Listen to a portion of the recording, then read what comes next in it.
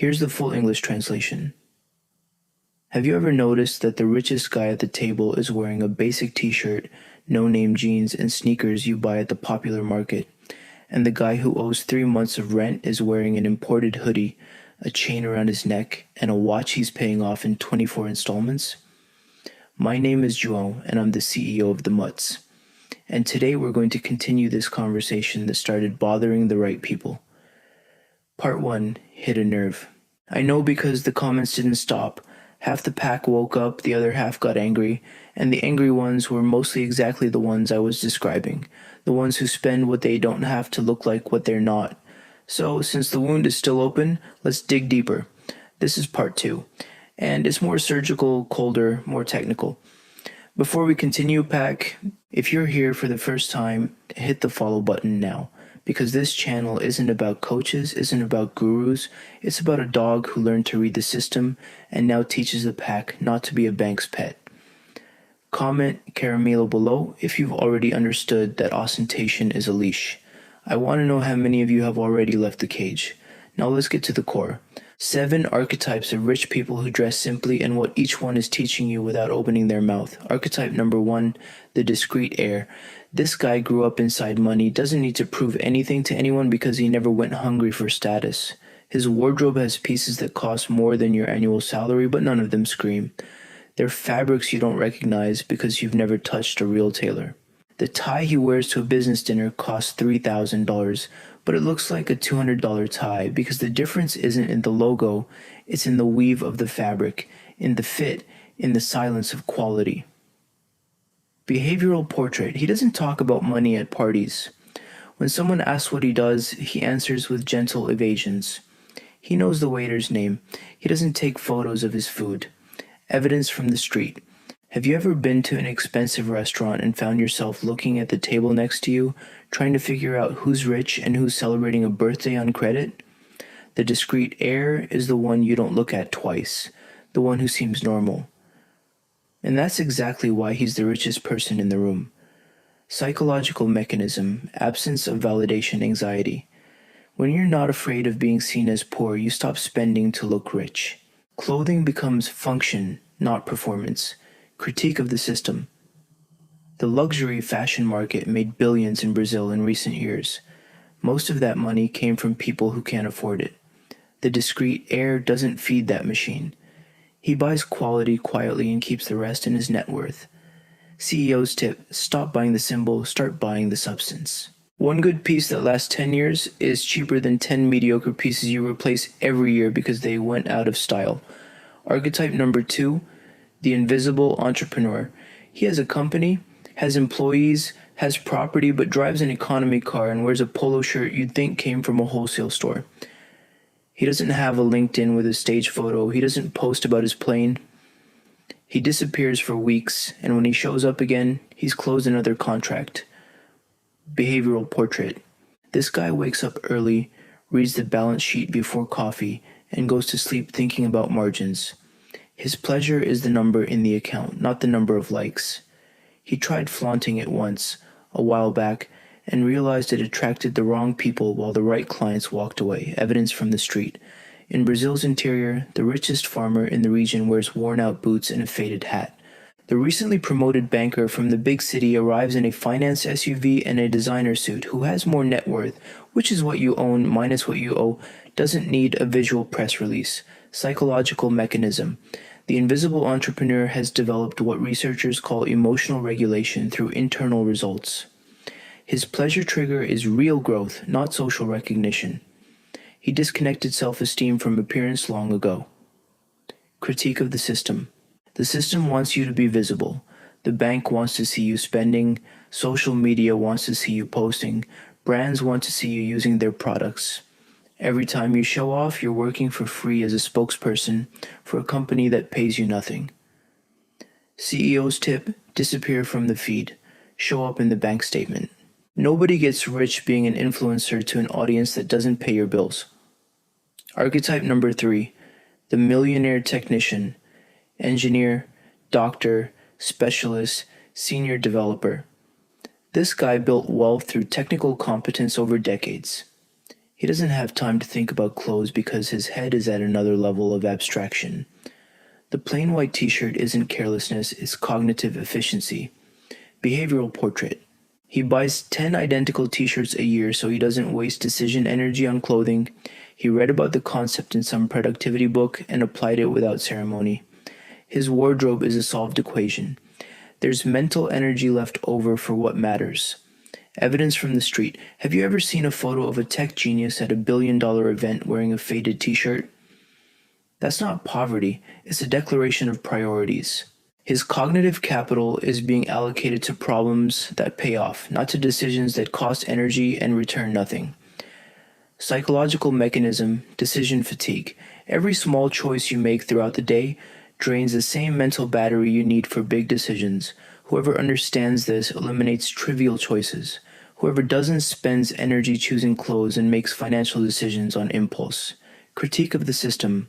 The fashion industry wants you to change your clothes every season. It created the concept of fashion precisely to artificially make what you have obsolete. It's not that your pants got old, it's that they need you to buy the next pair. The millionaire technician left that cycle. CEO's tip: simplify your wardrobe. Buy quality neutral pieces. Stop following fashion profiles. Every dollar you don't spend on appearance is a dollar that can work for you while you sleep. Archetype number 4, the anonymous investor. This guy has a diversified portfolio, passive income, and lives in a neighborhood you'd think is middle class. His car is 5 years old. His house doesn't have a visible pool from the street, but his statement makes your bank tremble with envy. Behavioral portrait. He doesn't talk about investments at barbecues. When someone mentions the interest rate, he changes the subject. He doesn't want anyone to know the size of his territory because visible territory attracts predators. He learned this the hard way. Evidence from the street. There's a documented phenomenon in Brazilian investor communities. The more a person has, the less they talk about what they have. It's the opposite of what you see on Instagram. There, the less a person has, the more they show off what they don't have. Psychological mechanism, aversion to reputational risk. The anonymous investor knows that visible wealth attracts 3 types of problems: a relative asking for a loan, a jealous neighbor, and interest from someone who wants a piece without having planted anything.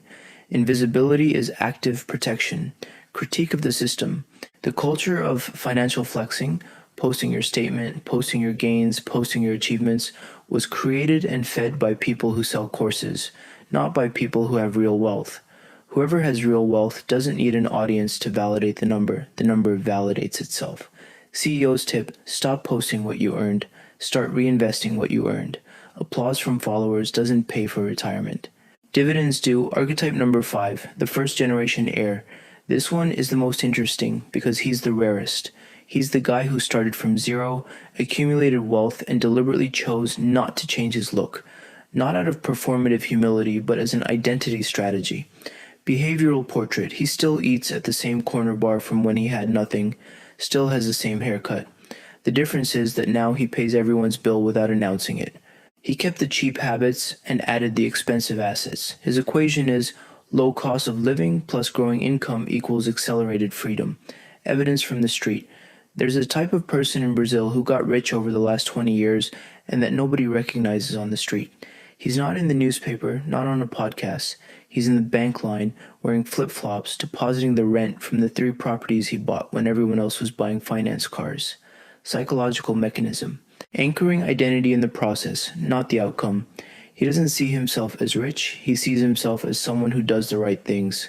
This distinction is powerful because it protects against the biggest enemy of wealth, lifestyle inflation, which is when your spending grows at the same pace as your income and you never accumulate anything. Critique of the system. The system wants you to celebrate every achievement by buying something. Promotion at work, buy a new car. Year-end bonus, take a trip on installments. Every celebration becomes a bleed. The first-generation heir celebrates by increasing his asset position. His party is quiet and lasts decades. CEO's tip: when your income goes up, don't raise your standard of living, raise your standard of investment. Keep your lifestyle 1 year behind your income always. That gap is where wealth lives. Archetype number 6, the cold executor. This one isn't nice. He's not here to be liked. He has numerical goals, deadlines, and a level of coldness toward consumption that scares people on the outside. Behavioral portrait, he has a spending spreadsheet he reviews every week. Every purchase goes through a filter. Does this generate return or does it generate cost? Clothing that isn't a work uniform or business tool is a cost. Cost is the enemy. The enemy gets eliminated. Evidence from the street.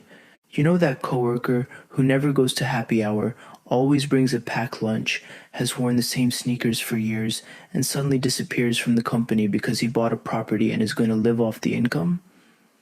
That's the cold executor. You thought he was cheap. He was building territory while you were building bar memories. Psychological mechanism, radical delayed gratification. It's not the classic marshmallow experiment from psychology. It's the deliberate adult version. He doesn't delay because he can't eat. He delays because he knows exactly what he's going to buy with what he's saving, and that target is tastier than any immediate consumption. Critique of the system. Easy credit was invented to monetize impatience. Banks don't profit from those who wait. Banks profit from those who can't stand to wait.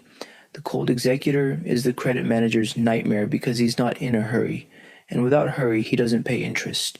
And without interest, he accumulates what others are transferring to the system. CEO's tip, set a concrete target. Not abstract retirement, but a specific number on a specific date for a specific kind of freedom.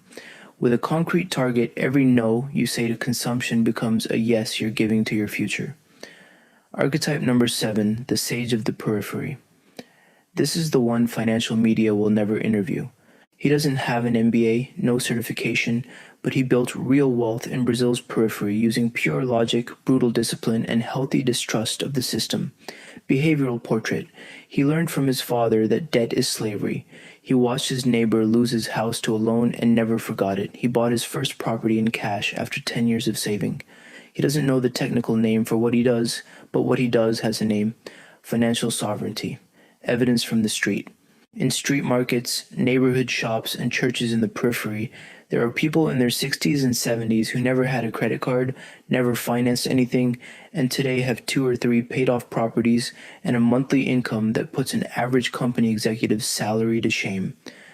They don't appear in any wealth statistics because their wealth is invisible to the system. Psychological mechanism, structural distrust of credit as protection. It's not ignorance. It's empirical wisdom passed down through a generation that lived through 4-digit inflation, the currency freeze, and the instability that older Brazilians carry in their muscle memory. This distrust that looks like backwardness is, in fact, the most sophisticated wealth protection mechanism there is. Critique of the system. The Brazilian financial system has spent decades trying to include the periphery in credit. Cards for people who never had an account. Financing for people who never had formal income. Financial inclusion, they call it, but inclusion in what? In debt. In interest rates of 360% a year on revolving credit. The sage of the periphery who stayed out of this inclusion was the one who protected himself the most. CEO's tip, don't let the system convince you that you need the system to prosper. The most powerful tools for building wealth are free, discipline, patience, and the ability to say no to what shines but doesn't nourish. The Manifesto of the Strategic Mutt. Now comes the manifesto because this video was never about clothes, never was. Clothes are the symbol, the most honest symbol there is. Because what you put on your body in the morning tells the whole world where your head is at. If you wake up and the first decision is which logo you're going to wear to go outside, you're still in the kennel. You're still barking for the wrong audience. The strategic mutt has no audience. He has territory. Territory isn't shown, territory is defended. And the best defense is invisibility. When nobody knows what you have, nobody comes looking. When nobody comes looking, you build in peace. When you build in peace, in 10 years you look back and what you built no longer fits in Instagram's frame. The 7 archetypes I described today have one thing in common, just one thing. They stopped performing wealth and started building wealth. The day you make that switch, the day external validation stops being fuel, that's the day you start being truly free. It's not about being poor, it never was. It's about being free. A poor person who flaunts is still trapped. A rich person who flaunts is still trapped, just trapped in a more expensive kennel. A designer collar is still a collar. Financial sovereignty has no dress code, it has a code of conduct. And the code is simple: spend less than you earned, invest the difference, ignore the noise, repeat for decades. This isn't a secret, it never was. The problem is it's too simple to sell as a course, you understand? There's no mental trigger, no secret technique, no exclusive method. It's just discipline. And discipline doesn't sell because discipline has no shortcut. But for those willing to do the work, for those tired of being the system's pet, for those who want to own their own territory instead of being a tenant in their own life, the message is this: disappear from the visual, show up in the wealth. Now pack, mandatory ritual. I want to see the secret phrase of the day in the comments. Write exactly this: